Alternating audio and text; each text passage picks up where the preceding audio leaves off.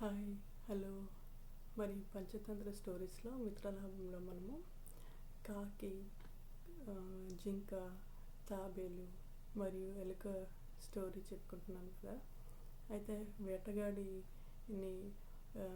నుంచి జింకను తప్పించడానికి ఉపాయం పన్నిన వీళ్ళు నలుగురు పాపం ముగ్గురు పారిపోతారు, కానీ తాబేలు చిక్కుబడిపోతుంది.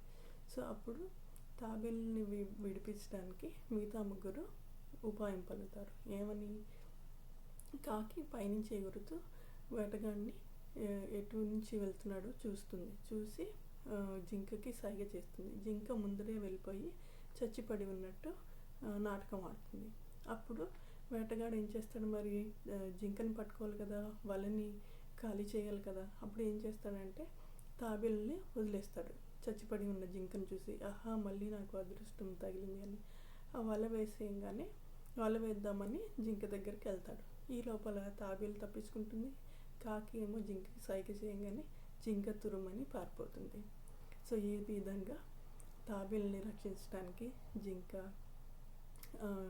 మళ్ళీ ఎలుక మరియు కాకి ఉపాయం పన్నుతారనమాట. అలా నలుగురు మంచి స్నేహితులుగా ఉంటూ ఉంటారు. సరే, నెక్స్ట్ ఎపిసోడ్లో మరి ఈ లోపల తాబేలును రక్షించే లోపల ఎప్పుడైతే కాకి మరియు ఎలుక జింక దగ్గరికి వెళ్తారో జింక తన కథని ఒకటి చెప్తుంది. అది మనం నెక్స్ట్ ఎపిసోడ్లో చెప్పుకుందాం. సరేనా? Stay tune. Thank you. Bye.